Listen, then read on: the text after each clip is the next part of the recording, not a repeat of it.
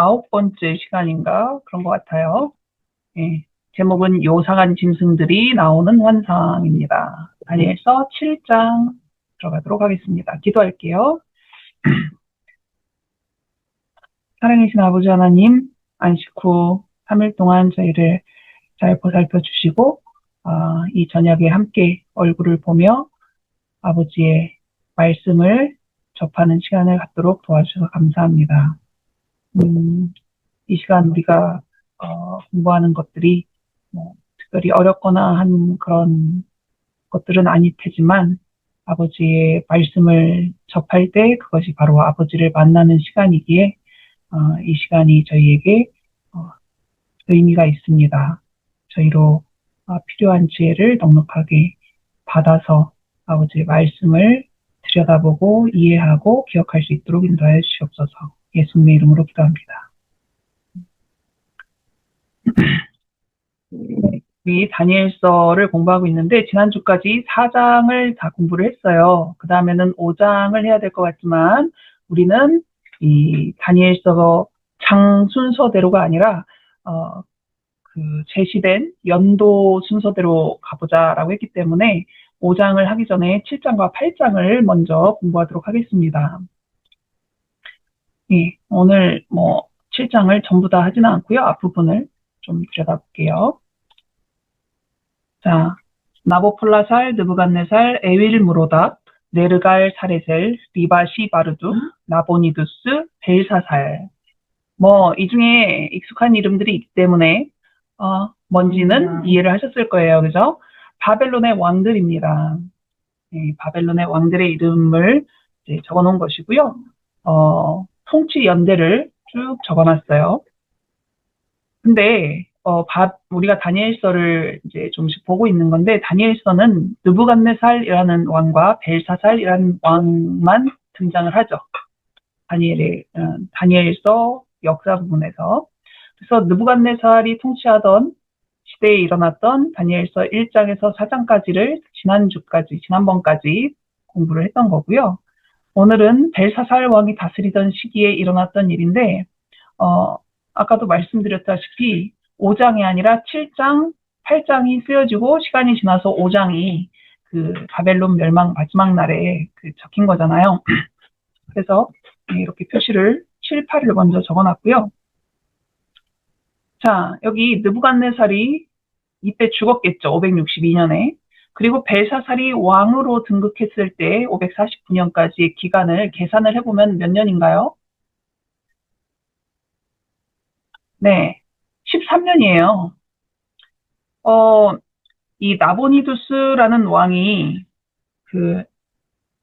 밖으로 정복 전쟁을 하러 갈 때, 그때쯤에 자기는 밖으로 나가니까 나라 안에도 이제 다스릴 왕이 필요하겠다 싶어서 자기 아들을 왕위에 앉혀놓고 간 거잖아요. 그런데 아버지가 있고 그 밑에 아들이랑 같이 정치를 하는 거면 모르겠는데 그게 아니라 아버지가 밖으로 나가고 자기 아들한테 맡겨놓고 간 거니까 이 벨사살이라는 아들이 아주 어리지는 않았을 것이다 정도는 추측이 가능한 것 같아요. 그잖아요. 애가 너무 어렸으면은 어떻게 그 아들한테 맡기고 갔겠어요. 그렇게 생각해 본다면 아무리 얘가 어렸어도 20살은 되지 않았을까 즉위할 때 나이는 모르지만 그런 생각을 해볼 수가 있는데 그렇다라고 한다면 벨사살이라는 사람은 느부갓네살이 죽기 전에 있었던 손자라는 것을 알 수 있습니다. 물론 이제 정확하게 말하면 외손자라고 해야 되겠지만 아버지를 이 나보니두스를 느부갓네살이 양자로 삼았으니까 혈연으로 보자면은 외할아버지지만 족보를 바꿔서 할아버지가 된 거죠. 여하튼간에 이 벨사살이라는 이 왕은 느부갓네살이 살아있을 때 분명히 할아버지를 봤을 것 같고 그렇다면 나이가 몇 살이냐에 따라 달라지긴 하겠지만 이 할아버지의 인생에 대해서 충분히 알았을 거라고 볼 수 있는 대목이기도 하죠. 자기가 직접 듣지는 못했을지라도 또 다른 사람들을 통해서 들었겠거니 생각할 수 있습니다.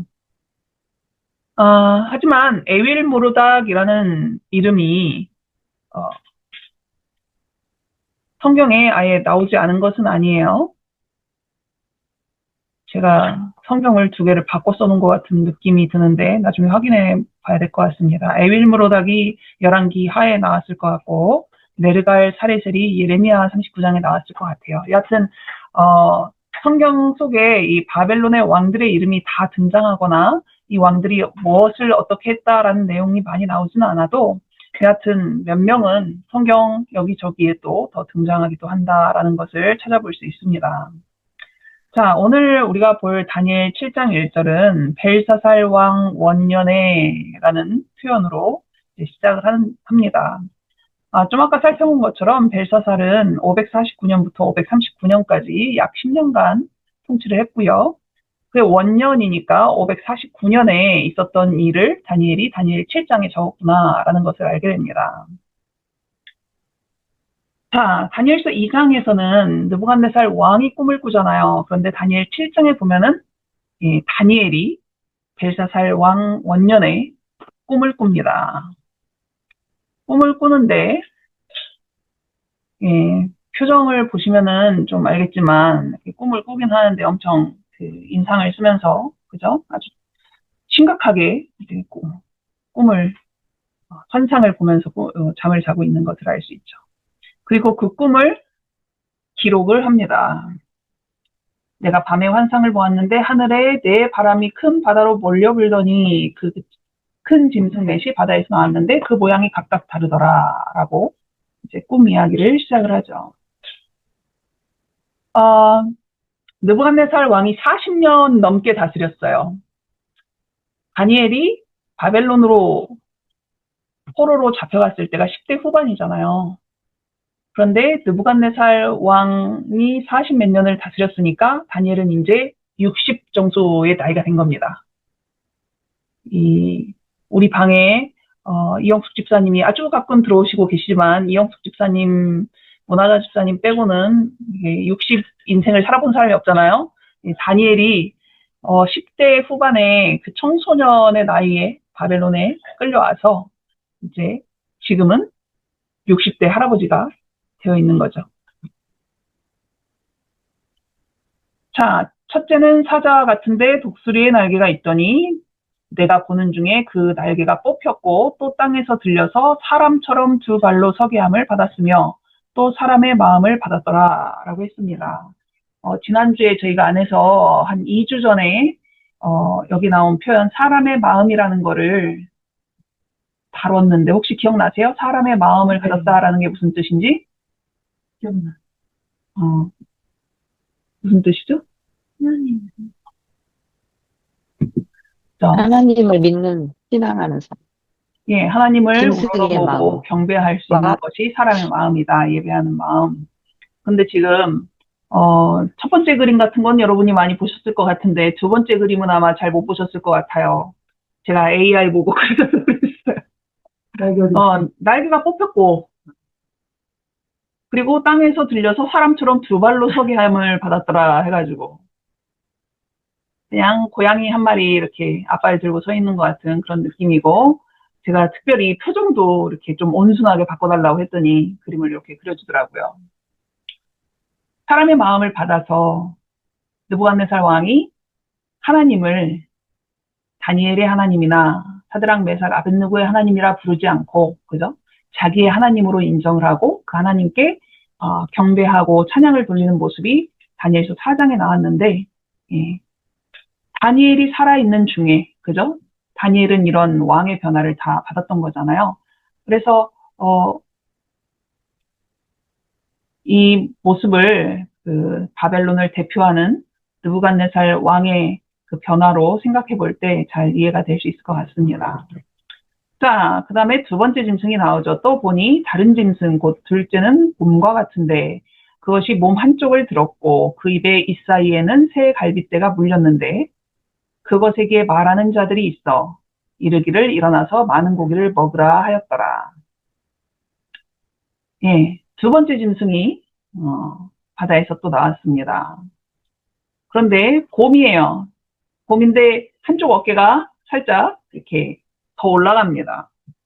이 그림으로는 아주 잘 드러나지는 않지만 그리고 새 갈빗대를 물었다라고 얘기를 하고 있죠. 이 나라는 메데 페르시아를 상징합니다. 둘이 하나의 나라로 이렇게 하나로 연합을 해서 바벨론을 무찌르죠. 그런데, 처음에는 연합해서 뭐 동등한 그런 느낌이었을지 모르겠지만, 나중에는 결국 페르시아가 더 강해지잖아요. 그래서 한쪽을 들었다라는 얘기는 두 메데와 페르시아의 힘의 균형이 좀 이렇게 동등하지 않고 한쪽이 더 우세하고 한쪽이 더 열악했다라는 것을 표현해 주는 것입니다. 그리고 새 갈빗대를 물었다라는 것은 이 페르시아가 이 세계를 그러니까 지역 그 주변 나라를 정복할 때 세계의 큰 나라를 정복했기 때문에 이렇게 표현을 한 건데 거기서 그치지 않고 일어나서 많은 고기를 먹으라 하는 소리까지 이제 나오는 장면입니다. 그림이 틀리지 않아요? 한쪽만.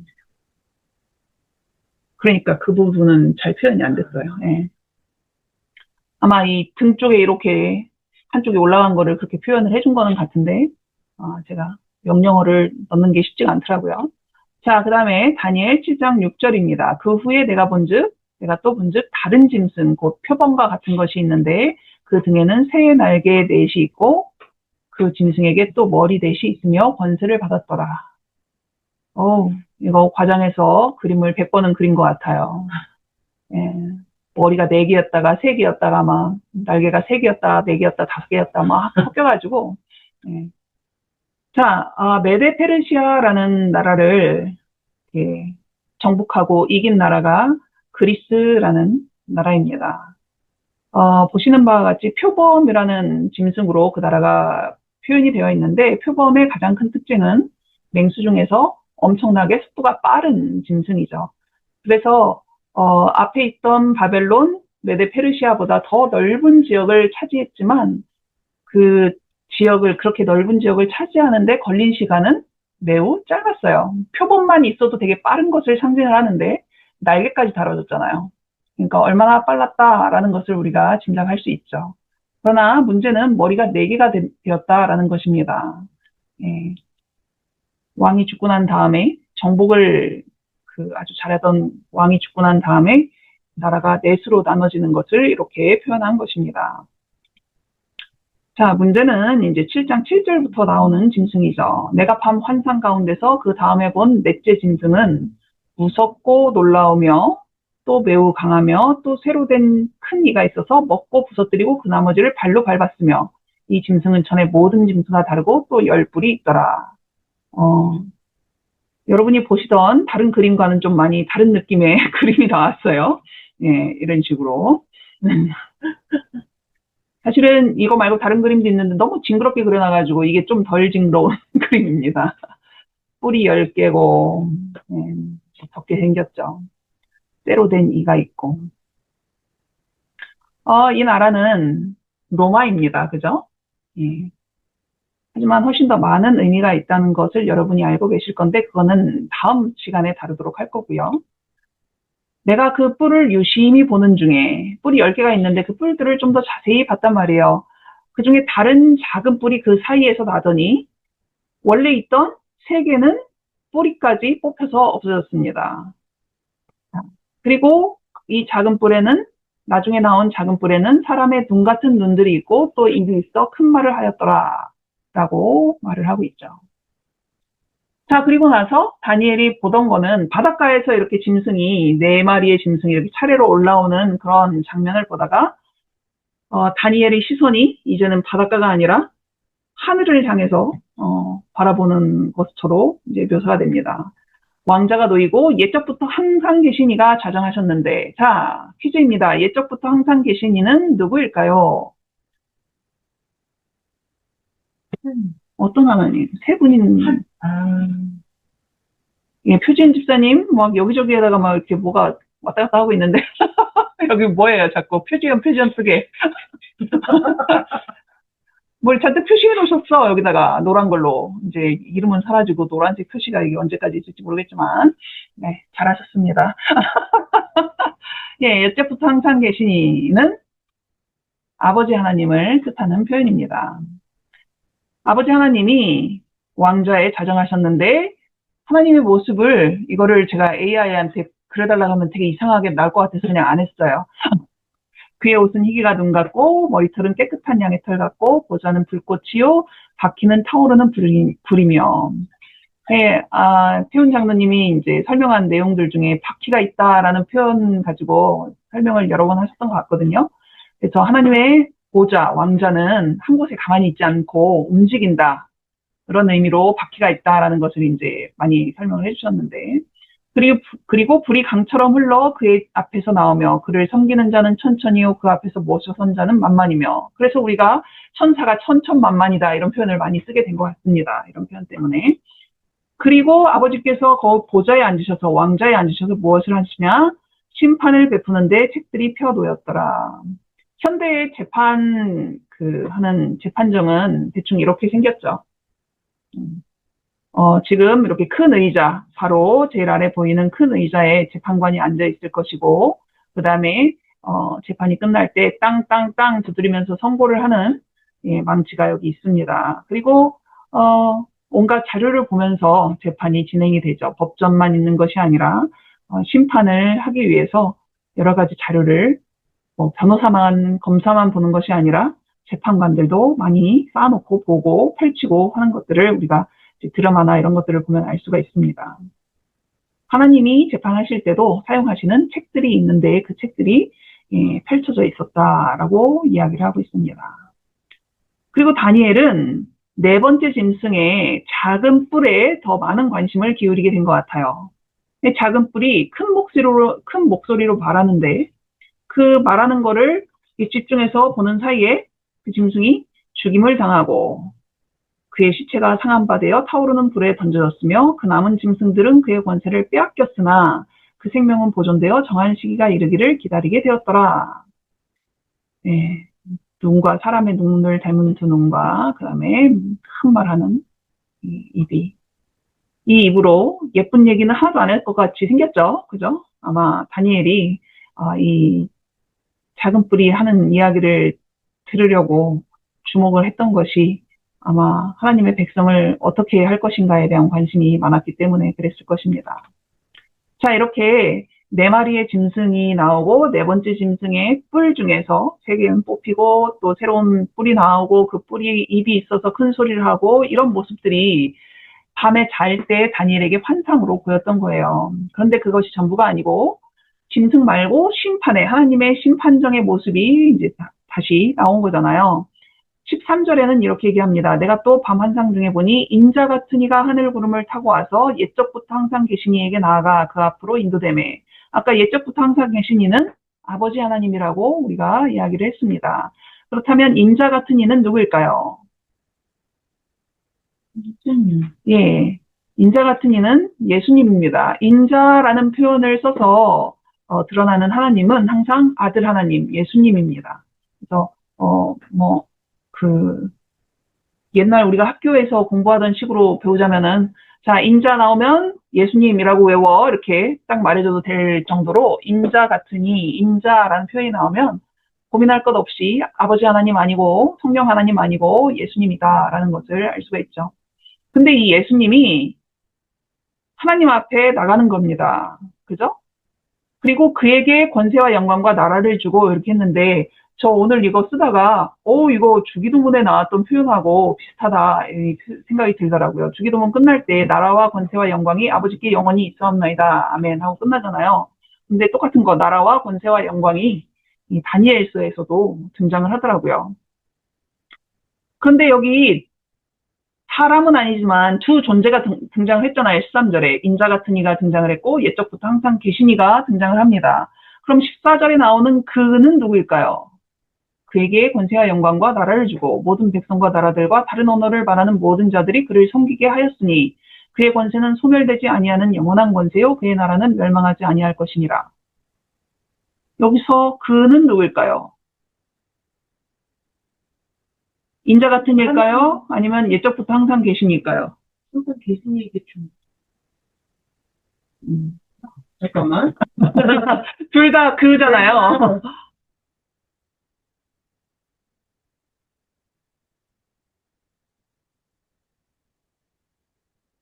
자, 안혜진 집사님, 예수님입니까? 아버지 하나님입니까? 예수님 같아요. 소리가 또 꺼졌어. 자, 다시 대답해 주세요. 예수님 같아요. 예? 예수님 같아요. 예수님 같아요. 네. 동의하십니까? 동의하면 O, 아니면은 틀리면 X. 오. O인가요? 네, 맞습니다. 아버지께서 예수님에게 권세와 영광과 나라를 주셨어요. 근데 예수님은 기도할 때 아버지한테 나라와 권세와 영광이 아버지께 영원히 있사옵나이다. 이렇게 기도를 하셨던 거죠. 자, 그 깊은 뜻을 지금 연구하려고 하는 건 아니라, 이제 저는 이 말씀이 기억이 나서 오는 거고요. 그리고 여기 보면은 그의 권세는 소멸되지 아니하는 영원한 권세요. 그의 나라는 멸망하지 아니할 것이니라 라는 얘기를 들으면서 다니엘서 2장에 다니엘이 왕에게 그 꿈을 해석하면서 돌나라에 대해서 얘기할 때 하나님이 한 나라를 세우시리니 이것은 영원히 망하지도 아니할 것이요 라는 표현을 합니다. 그래서 제가 이미 그 꿈 이야기를 하면서 어느 정도 간단하게 이거는 무슨 나라라고 말씀을 드렸지만 다니엘서 2장에 나온 왕의 꿈과 다니엘 7장에 나오는 이 짐승들, 요상하게 생긴 짐승들이 가리키는 그 역사에 등장하는 나라와 그 순서가 다 같다라는 것을 알 수가 있어요. 그죠? 어떻게 보면은 똑같은 내용인 것 같은데 굳이 왜 또 반복을 했을까? 이런 생각을 할 수도 있는 대목인 것 같습니다. 자, 같은 내용인데 왜 두 번 반복하죠?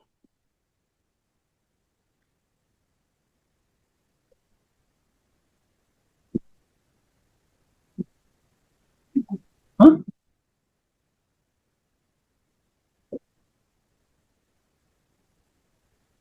그 학교든 학원이든 선생님들이 가르칠 때 반복하는 거는 중요해서 그래요.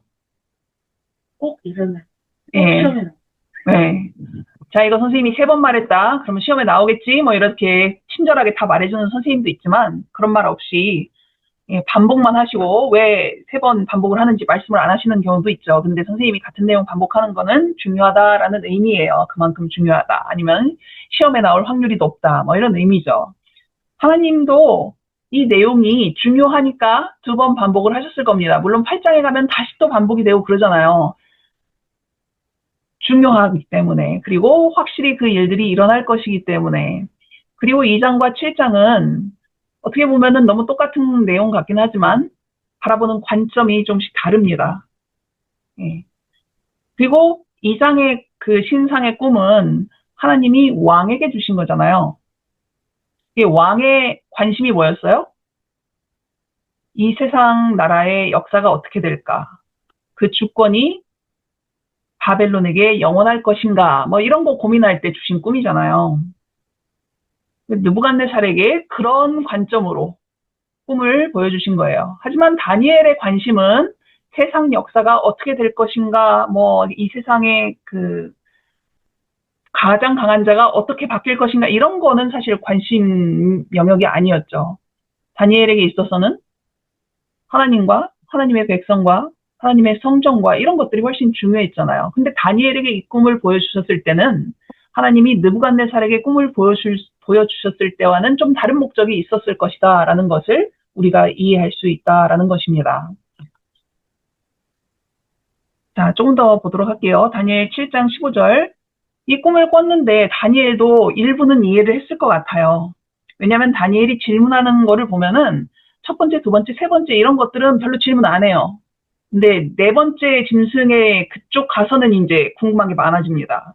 이 말은 다니엘이 앞에 세 개의 짐승에 대해서는 충분히 이제 이해되는 것이 많았다라고 볼 수 있는데 네 번째는 좀 부족하다라는 것을 느꼈기 때문에 그랬겠죠. 근데 다니엘이 환상을 보면서 근심했다라고 했어요. 번민했다라는 표현이 나옵니다. 우리도 성경을 보든지 아니면 이렇게 혼자서 성경 묵상을 하거나 그럴 때 어려운 부분이 많이 나오잖아요. 이해도 안 되고 뭔 말이야 싶은 것도 있고. 저는 통독할 때는 그런 부분에서 멈추면은 통독이 안 돼가지고 이렇게 이렇게 살짝씩 표시를 한다든지 아니면은 그냥 넘어갈 때도 되게 많거든요. 근데 이제 묵상을 할 때는 천천히 보면서 그 궁금한 것들을 좀 더 찾아보는데, 많은 경우에 우리는 요거를 안 하는 것 같아요. 근데 다니엘은 했어요. 물었다라는 거죠. 예수님의 제자들이 궁금한 게 있을 때 물어보지 않은 경우들이 성경 꽤 여러 번 기록되어 있습니다. 그리고 바리새인이나 서기관들도 예수님께 뭔가 진짜 알고 싶어서 물어본 적은 별로 없어요. 괴롭히고 싶어서 물어본 적은 있지만 예수님의 말씀의 깊은 뜻이 무엇인지 궁금해서 물어보는 경우는 별로 없었잖아요. 근데 지금 다니엘이 정말 지혜로운 사람이다라고 볼 수 있는 부분 중에 하나가 바로 이 부분인 것 같아요. 이 모든 일의 진상을 물음에. 공부 잘하는 애들 질문 주자. 네. 우리나라는 이렇게 주입식 교육의 성지잖아요. 뭐 외우고 이런 건 엄청 잘하는데, 교실에서 질문하는 애들 찾기는 되게 어렵거든요. 근데 질문을 잘하는 애들이 정말 똑똑한 애들이에요. 근데 다니엘은 정말 똑똑한 학생이었잖아요. 그래서 그런지 모르면 질문해야지 당연히 이런 자세가 있었던 것 같아요. 그랬더니 곁에 모셔선 자들 중에 하나가 뭐라고 합니까? 그 일의 해석을 알려주며 이르되라고 이야기를 합니다. 물론 다니엘이 이렇게 질문했을 때처럼 우리가 막 궁금하고 이해하지 못해서 알고 싶고 이런 것들이 뭐 당장 우리가 질문하자마자 답을 다 얻을 수 있는 건 아닐 수도 있어요.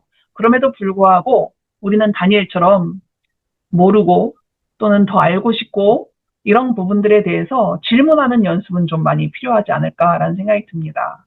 기도로 하나님께 질문을 할 수도 있고 그 기도가 이루어지기 위해서 내가 할 수 있는 노력도 더 할 수 있겠죠. 물론 주석이나 이런 걸 찾아볼 수도 있지만, 뭐, 목사님에게 질문을 한다거나, 장로님께 질문을 한다거나, 이런 방법도 좀 더 적극적으로, 사용해 본다면, 우리도 다니엘이 뭔가 더 많이 이해했던 것처럼 이해할 수 있지 않을까라는 생각을 해봅니다. 자, 그렇게 다니엘이 자기가 잘 이해하지 못하는 것을 물어봤고, 그 다음에, 거기에 있던 한 존재가 다니엘에게 답을 해줍니다. 예, 환상의 의미는 그래서 우리가 다음 시간에 같이 좀 더 들여다보도록 하겠습니다. 그래서 다음 주에도 다니엘서 7장을 좀 더 자세히 읽어보시고 오시면 되겠습니다. 자, 기도하고 마치도록 할게요.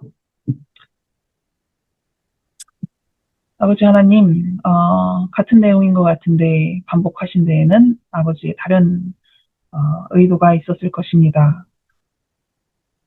다니엘도 이해하지 못할 심오한 내용을 담으신 데는 우리로 다니엘의 자세를 보고 배워야 할 것이 있기 때문에 그러셨던 그런 이유도 있었을 것입니다.